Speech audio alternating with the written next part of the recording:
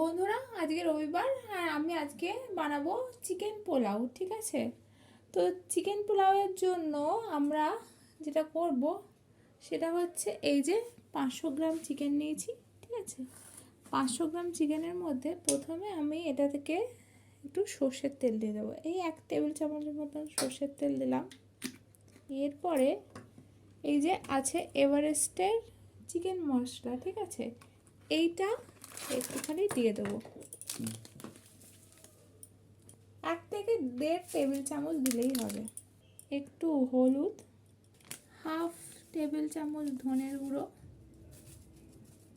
1 table চামচ জিরের গুঁড়ো, শুকনো লঙ্কার গুঁড়ো আপনারা চাইলে দিতেও পারেন, নাও দিতে পারেন। আমি একটুখানি দিচ্ছি শুকনো লঙ্কার গুঁড়ো, এতে একটু স্বাদটা ভালো হয়।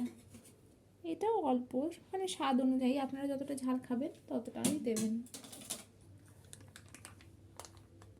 হাফ টেবিল চামচ আদা রসুনের গুঁড়ো, আদা রসুনের পেস্ট, সরি। এইবার এইটাকে ভালো করে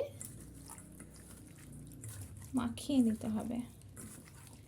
এইটা আমি মনে করুন 15 মিনিট কি 20 মিনিট মতো ম্যারিনেশনে রেখে দেবো। চাইলে ম্যারিনেশনের সময় লেবুর রসও আপনারা দিতে পারেন। এই পুরো রান্নাটা আমি প্রেশার কুকারে করব। প্রেশার কুকারে করার কারণ হচ্ছে এটা যে চটজলদি তাড়াতাড়ি হয়ে যায় এবং সুস্বাদুও হয়। যে কোনো পোলাওয়ের ক্ষেত্রে আমরা কি করি, একটু ঘি ব্যবহার করি। ঠিক আছে, তা সেই জন্যই আমরা একটু ঘি ব্যবহার করব। এই প্রেশার কুকারটা ফুল ফ্লেমে দিয়েছি। এরপর আমি এই দেখুন 1 টেবিল চামচ মতন ঘি নিয়ে নিলাম। ঘি বা সাদা তেল দুটোতেই করা যায়, কিন্তু ঘিয়ের যেহেতু পুষ্টিগুণটা বেশি সেই জন্য আমরা এখানে ঘি ব্যবহার করছি।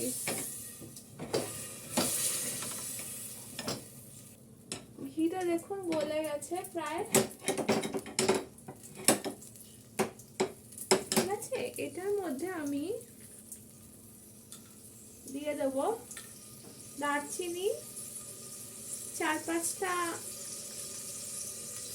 লবঙ্গ, 4-5টা এলাচ আর সাদা মরিচ।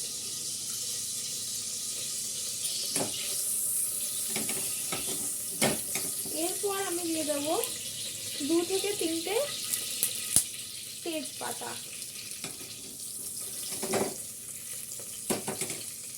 এবং 2 থেকে 3টে শুকনো লঙ্কা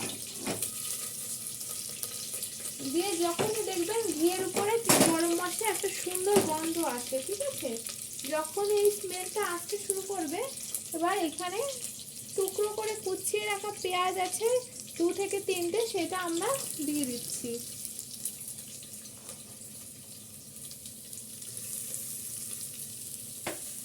সাজিরে প্রথমে মূলত দেওয়া উচিত, কিন্তু আমি যেহেতু সাজিরে আমার কাছে এখন নেই সেই জন্য 1 টেবিল স্পুন জিরে আমি দিয়ে দিলাম।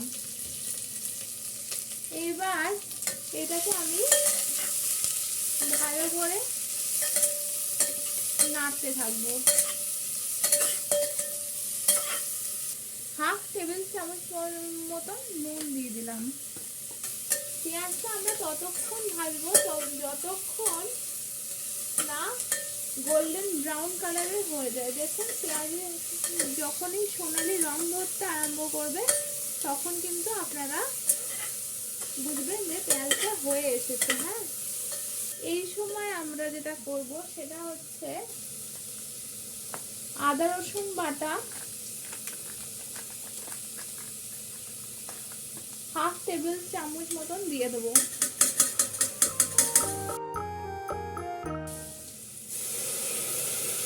সামান্য একটু জল দিলাম।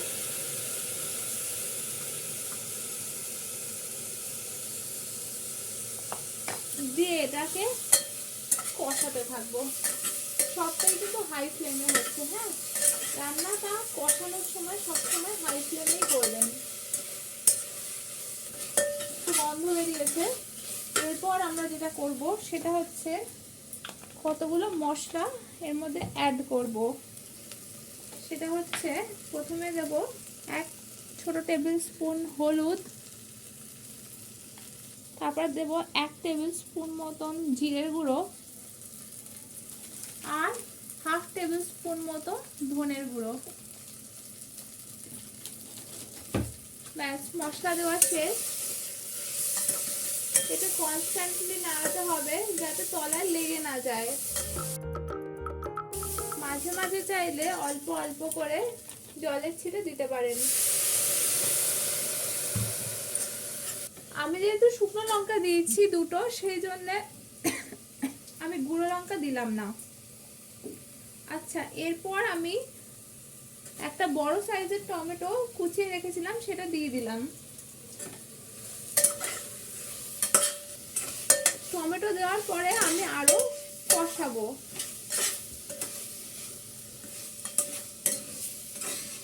আচ্ছা দেখুন, এই কষানোটা না হয়ে গেছে, ঠিক আছে? কি করে বুঝবেন? এই যে টমেটো গুলো না গলে গলে এসেছে, তার মানে কিন্তু আপনার কষানো কমপ্লিট মোটামুটি। এরপরে কি করব, আমরা যে চিকেনটা ম্যারিনেট করে রেখেছিলাম, ঠিক আছে, সেইটা দিয়ে দিচ্ছি। আমি এখানে 500 গ্রাম মতন চিকেন নিয়েছি। এবার চিকেনটা দিয়ে আমি মশলাটা কষিয়ে দেব। এই সময় কিন্তু আপনাদের একটুখানি নুন দিতে হবে। 1 টেবিল চামচ মতন আমি এখানে নুন ব্যবহার করলাম।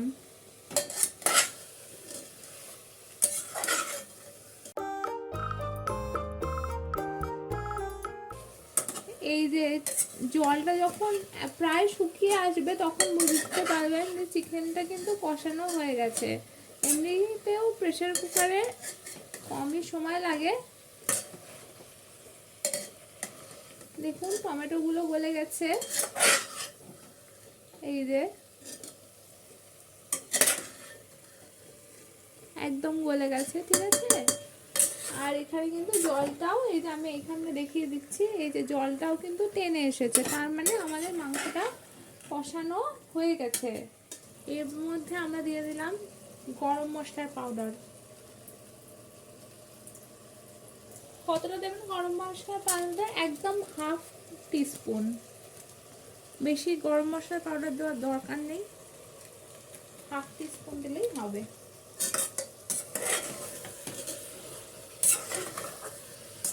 আবার একটু নাড়িয়ে নেব। মাংসটা আমার হয়ে এসছে। এর মধ্যে আমি দেব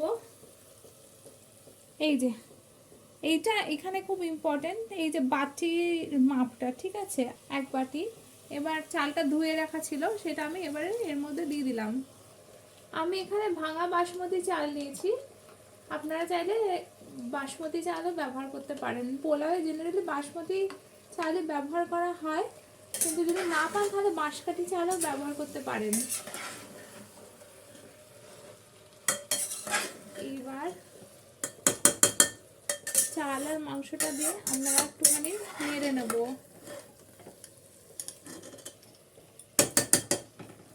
সবসময় কিন্তু রান্নাটা ফুল ফ্লেমেই হচ্ছে। নেড়ে নেওয়ার পরে কি করব, আমরা এর মধ্যে জল দেব। পোলাওয়ের মধ্যে জল আর চালের রেশিওটা খুব ইম্পর্টেন্ট। যতটা চাল দেবেন তার 3 গুণ আপনাকে জল দিতে হবে। এই যে কাপ বা বাটি মেপে মেপে এই 1 2 3 এতটা আমরা জল দিয়ে দিলাম। এরপর আমরা ছোট চামচের 3 চামচ টক দই দিয়ে দেবো এর মধ্যে। টক দইটা দেওয়ার পরে আমি এটাকে ঢেকে দেবো এবং 3টে সিটি দিয়ে নামিয়ে নেব।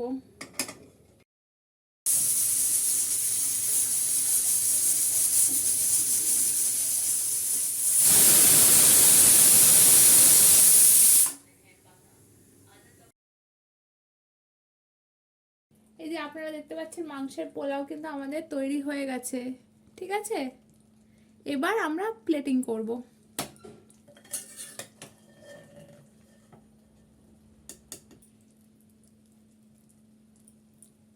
গরম গরম যে কোনো জিনিসের প্লেটিং এই একটুখানি সাজিয়ে দিলে জিনিসটা খুব সুন্দর দেখতে লাগে।